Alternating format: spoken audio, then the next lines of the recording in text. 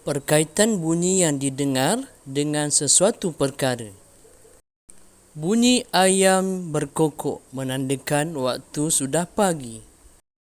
Mendengar bunyi hon motor menandakan adanya penjaja menjual roti.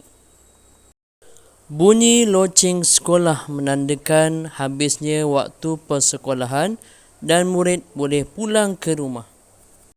Bunyi kereta bomba menandakan adanya rumah yang terbakar untuk dipadamkan. Bunyi orang ramai bersorak menandakan pemain bola sepak berjaya menjaringkan gol.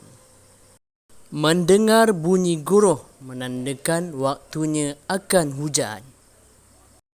Sekian, terima kasih.